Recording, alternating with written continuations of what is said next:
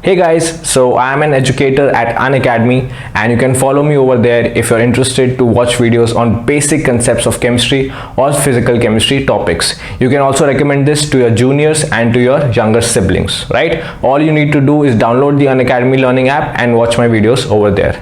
Now let's just begin with our topic. A very good morning. So today's video is going to be about cluster compounds, and the next video is going to be about either NMR spectroscopy, the physical aspect of NMR spectroscopy, or lanthanides and actinides, right? So these two videos I'll upload after this video. Now let's start with the crash course. So first of all, we need to find out like there are compounds which are binuclear complexes, square planar binuclear complexes, how to find the number of metal-metal bonds in them. And a lot of you had this doubt. For example, there is a complex called rhenium, this is a binuclear complex Re2Cl8 2-, which is very important. Potentially a question can be asked from this part.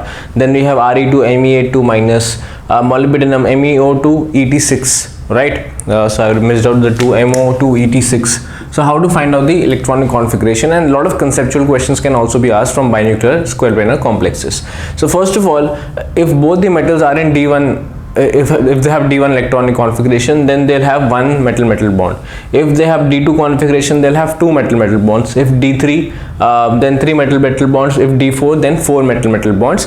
And from D4, if we come to D5, then again it will lead to three metal-metal bonds. So D4 will be the maximum number of bonds, that is quadruple number of bonds. There is also a compound reported with a quintuple bond, that is a chromium complex.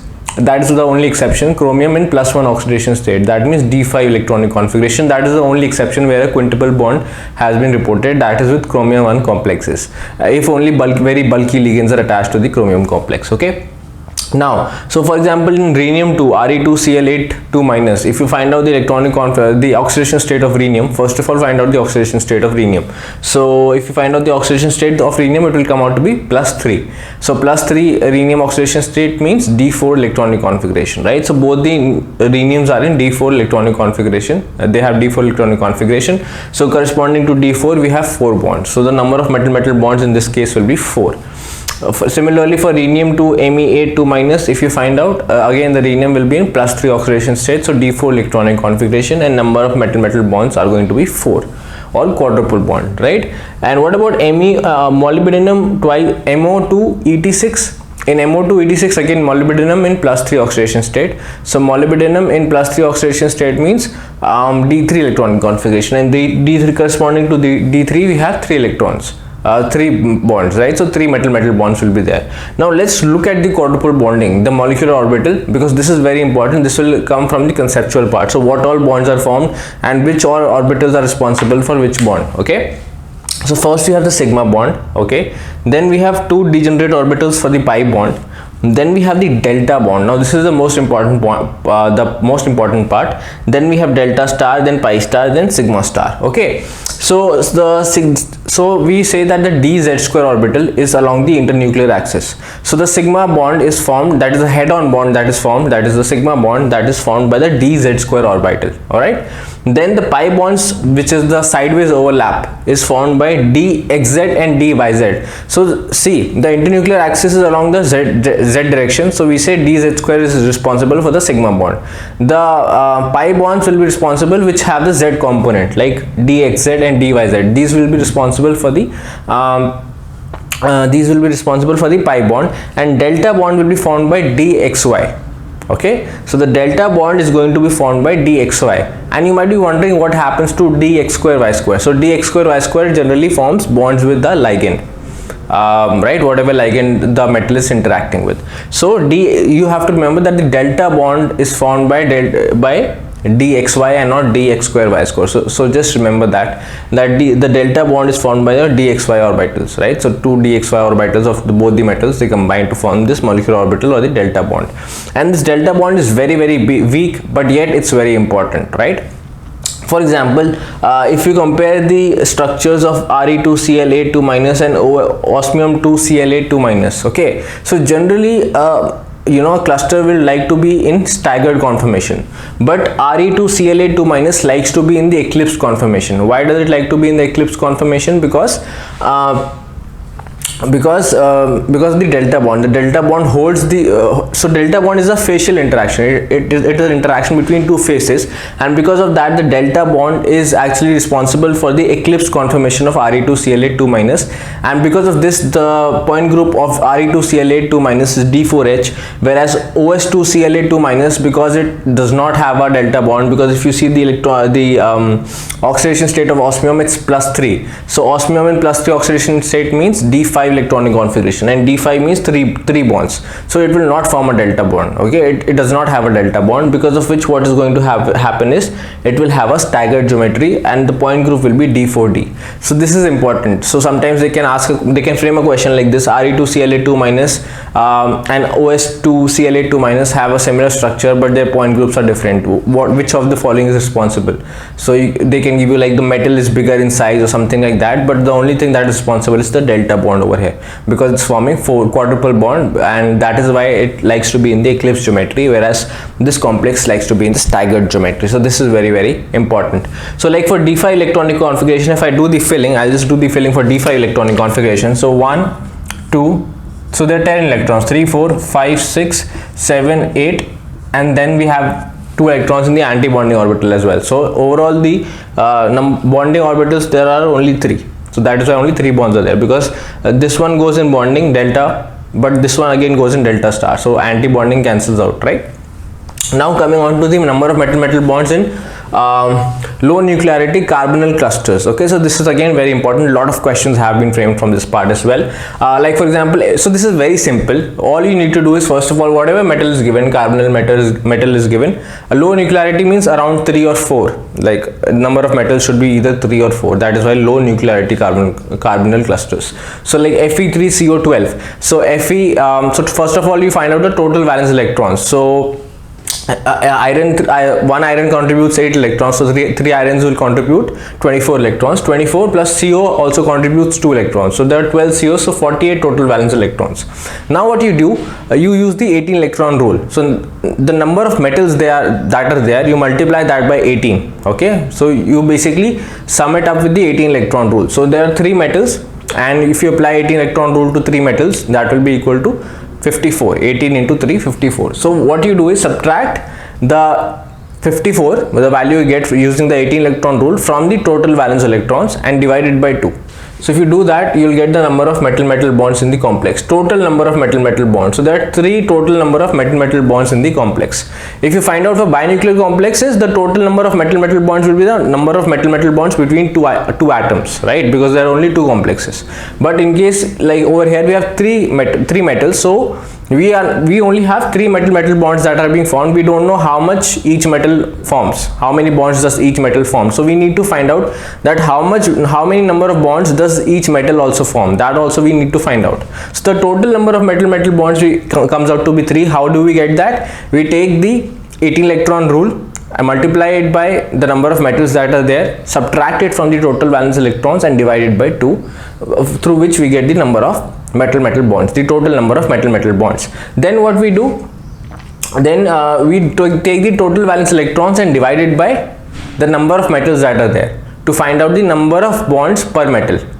To find out the number of metal bonds per metal, what we do, take the total valence electrons and divide it by the total number of metals that are present in the compound. So over here we have 3 metals that are present. There are 3 iron groups, so 48 by 3, so 18 minus 48 by 3, and we take 18 also, 18 as in the 18 electron rule. So obviously always remember we have to take the 18 electron rule in order to come out with the answer. So we take 18 minus 48 by 3. Okay, so this gives us 2. So there are 2 bonds, 2 metal bonds per iron atom, and then there are total of 3 metal bonds. So what will be the structure looking like? This will be the structure. You can see we have 1 iron over here, it is forming bonds with 2 iron, and the total number of metal bonds are 3. So this is how you can find out the structure. Let's take another example. This is you try and solve on your own. Okay, I'll take this one. Iridium 4CO12. So each atom of iridium contributes 9 electrons. So 9 into 4, 36, and then CO contributes 2 electrons. So 24 plus 36, 60. Now first thing what you need to do, you need to take the 18 electron rule for each metal. So there are 4 metals, so the total becomes 72. So 72 minus total valence electrons, that was 60 upon 2. So this gives us 6 metal bonds, right? Total number of metal bonds in the complex are 6. Now you need to find out the number of metal bonds per atom, per iridium. So now what you do, 18 minus, what is the total valence electron count? 60. So 18 minus 60 by 4.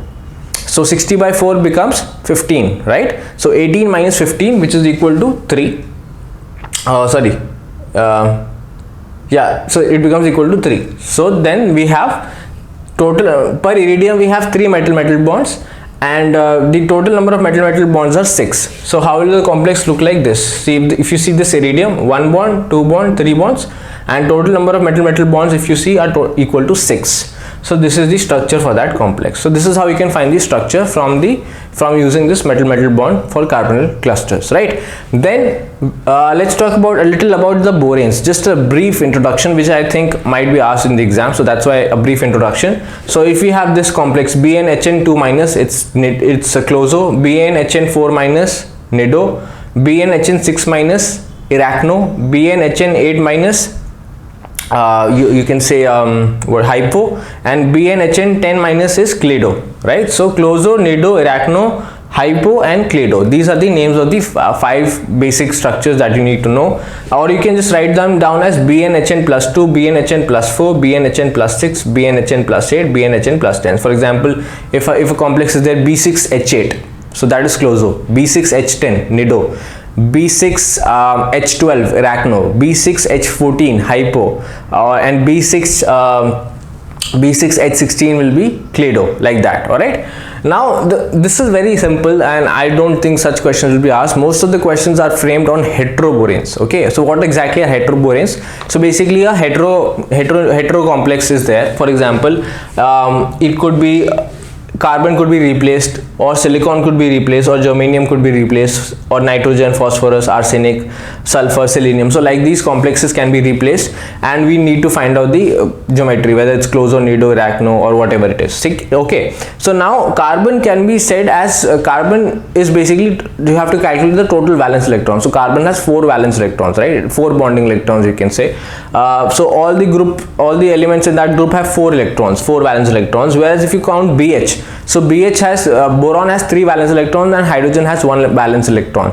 So this is called isolobal analogy, you can say, kind of, where you can replace the carbon by BH. Okay, similarly nitrogen has 5 valence electrons, so 1 boron and 2 hydrogens, so BH2. So you can replace BH2, and you will get you can replace 1 BH2 from the complex, and you can add a nitrogen, like that you can do. Then if you have sulfur, then you can write it as BH3, because sulfur has 6 valence electrons, so boron contributes 3, and then 3 by hydrogen, so it is total equal to 6.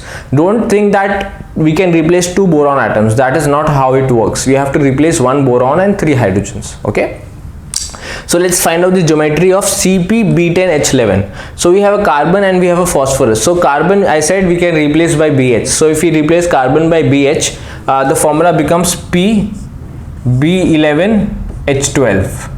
And now we replace phosphorus. Phosphorus is BH2. So BH2 we replace by, so B12H14. So that becomes closo.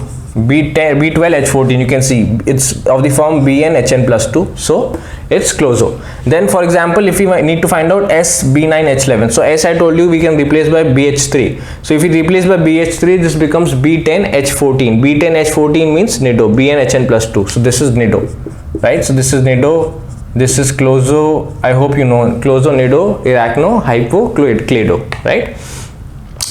So this is how we need to find out for heteroboranes. So this is very simple, and 4 markers, sometimes 2 markers are asked from these heteroboranes as well, or carboranes, right? Now there's something called the Mingo's rule, for which I have already made a video. I'll attach the link somewhere over here. Please go ahead and watch that video, because that in itself is a very important topic, and it's pretty lengthy, so it was impossible for me to cover it in crash course. That's why I made a separate video already, so you can go ahead and watch that. But there's another important complex question which has been asked each and every year, each and every semester, in fact, for 4 marks, and that is main group clusters. So main group clusters like PB52 minus, SN9 4 minus. So these are the main group clusters, right? All of them have the same metal and these are the main group clusters. So we need to find whether they are closed or nido or arachno. These kind of questions are asked in your CSIR net exam. So how to find out the how to find it out? So basically, if it follows 4n plus 2 rule, it is closo. If it follows 4n plus 4 rule, it is nido. If it follows 4n plus 6 arachno, and 4n plus 8, it will be hypo, right? So for example, we have PB5 2 minus. Now how to find it out? Okay, so PB5 2 minus. So PB belongs to the carbon group, right? PB belongs to the carbon group, so it has 4 valence electrons. So 4 into 5, 20, right? There are 5 PBs, so 4 into 5, the number of valence electrons into the number of metals, 5, plus 2 minus, that is the charge. So the total number of electrons will be 22 electrons. Now what is this n? This is the number of vertices or the number of metals that are there. So there are 5 metals, so 4n plus 2, so this becomes 22. So that means it's following 4n plus 2 rule, so it is closo in structure. Similarly, I'll solve SB4 2 minus for you guys. So SB4 2 minus means it's belonging to the nitrogen group, right? Nitrogen family. So 5 valence electrons. So 5 into 4, 20, plus 2 minus 22 electrons. But if you find out the cluster, there are 4, right? So if you take 4n plus, so 4 into n, that is 16. So this will come out to be 4 into 4, 16, right? And 16 is there, but we need 6 more because we need to complete the 22, sorry. So 16 plus 6. So that means it follows 4n plus 6. If you replace 4 over here, 4 into 4, 16 plus 6, 22. So then it will be equal to 22. So that means it's following the 4n plus 6, and hence its structure will be arachno. So this one will be arachno. Similarly, you can try and find it out for SN9 4 minus. It will come out to be nido, right? So these were some of the examples that I needed to discuss from carbon and cluster compounds. Please go ahead and follow the Mingo's rule video as well. And some of you were having this doubt that what I have taught is incorrect in that. I'm teaching it in a different way. It's not incorrect. All right. So like it's not related to the vertices. Like I have taught for 5 it's octahedron, and people are saying it's incorrect. I have not taught in terms of vertices. I have taught in terms of a different thing. So just watch that video carefully, and then observe what is different. All right. So anyway, thank you so much for watching my video, and please do subscribe to my channel and also share it with your friends. All the very best. And I also will be doing a live session tomorrow at 12 o'clock, that is Saturday 12 o'clock, where I'll be giving you what kind of questions do I expect this year, so you can revise your syllabus accordingly, right? Thank you so much for watching.